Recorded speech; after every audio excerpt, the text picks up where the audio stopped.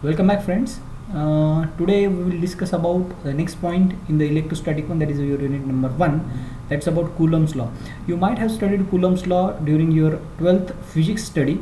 So we'll try to understand in the electromagnetics point of view what exactly it is. The concept remains the same. Before that, let's start with the famous quote as we already followed it. Now it is a famous quote by Peter Kieft. He said that take risks. If you win, you'll be happy. If you lose, you'll be wise. So it is just to increase your moral, nothing else. It has nothing to do with the electromagnetics, but you need to take a risk at a certain point of time in your life, just to understand what you can learn from it. So first of all, why electrostatics? Now why electrostatics? Now when the word comes electrostatic, it has two things that that one should understand. Electrons at static, that means the electrons at rest. So electrostatics, if I want to say a raw definition of the electrostatic, it is nothing but the study of the electrons which are at rest. So what is the behavior of the electrons when they are at rest or they are stationary is nothing but the electrostatic. Now why one should study electrostatic? See, there are n number of applications of the electrostatics, starting from electric power transmission, X-ray machines, lightning protection, and they are associated with the strong electric fields and they require knowledge of electrostatics. Also, the devices which you are going to learn from this point onwards, you might have learned this in the EDC subjects also. Electronic devices, just like your diodes, then your transistors and whatnot. These devices, these solid state devices, are based on the concept of electrostatic. Next point is almost all computer peripheral devices, you might not be knowing that, with the exception of magnetic memory, are based on the electrostatic fields. So how these electrons at the rest plays an important, that we'll try to understand as and when we'll progress in this particular unit. Also the touchpad, and nowadays you are using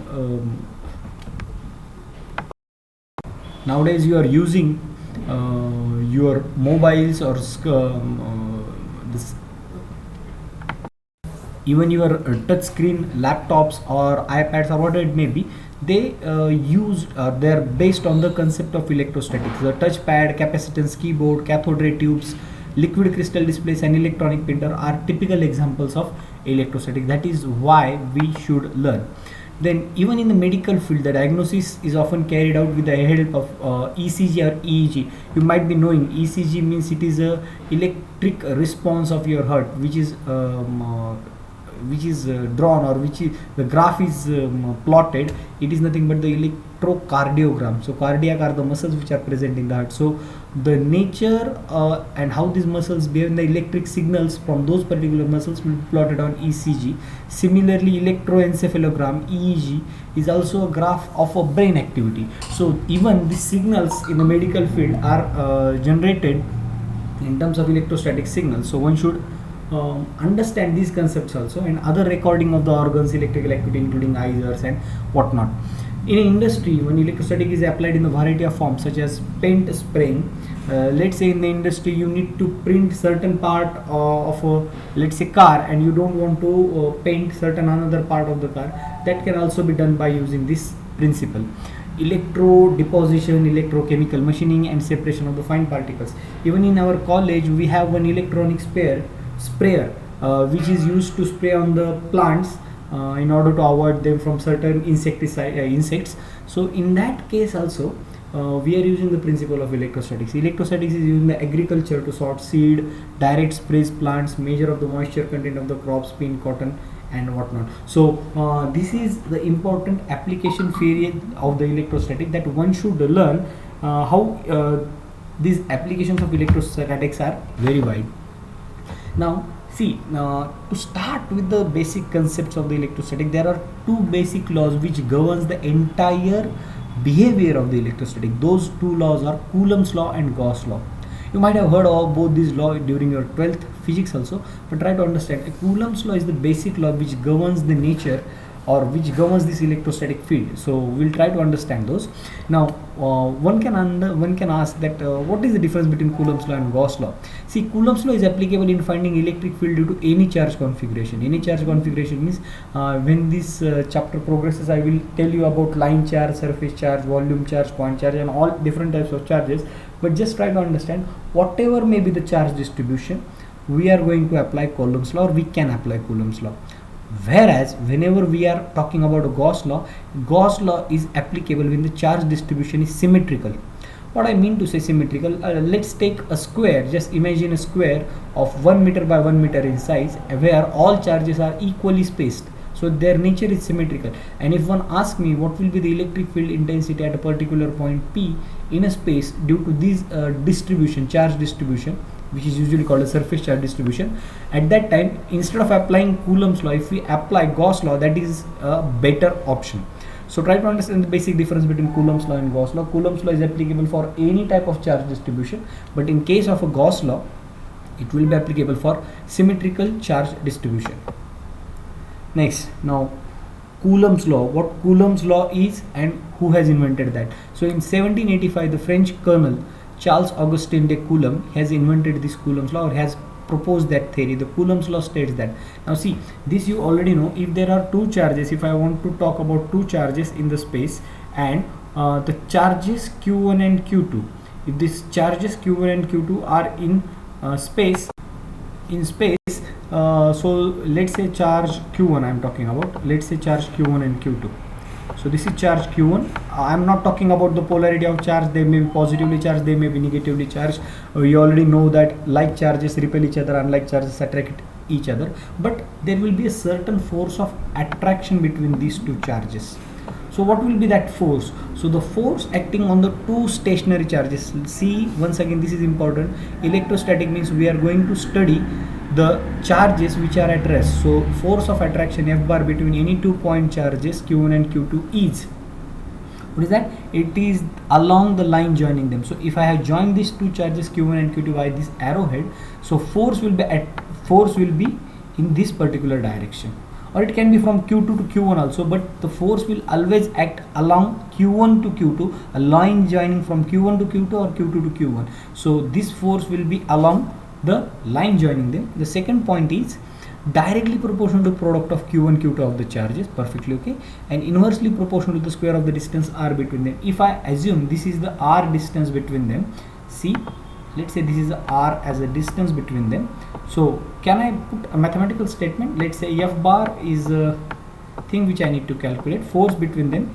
is directly proportional, so I will draw this symbol, is directly proportional to the product of charges, that is q1 q2, and it is inversely proportional to the square of the distance between them. So inversely proportional means it will go into the denominator, so it is r square. Now one more thing, force is a vector quantity, because we have also shown it by drawing a bar here also, here also. So force is a vector quantity, that means there must be certain direction in which it will be acting. So it will be directed along a unit vector in the direction of, so AR as the unit vector, 1 to 2 you can write, or 2 to 1, anyways you can write. So see, force is a vector entity, so force will be definitely acted along a line joining q1 q2, and the second statement says that directly proportional to the product of the charges and inversely proportional to the square of the distance between them. So this is the statement of Coulomb's law. Let's try to understand it mathematically, more in the mathematical way. So mathematically we say that F bar, I will draw it bar notation here, F bar is equal to k q1 q2 upon r square, where k is a constant of proportionality. Okay, whenever in the previous slide I have shown F is directly proportional to q1 q2 upon r square, so F bar will be k q1 q2 upon r square. Now what k is? K is a constant of proportionality whose value is given by 1 upon 4 pi epsilon naught. This is the value of k, 1 upon 4 pi epsilon naught, and a standard value of 1 upon 4 pi epsilon naught is 9 into 10 raised to 9 meters per farad. Now what exactly it is, that we will talk about in the later stage.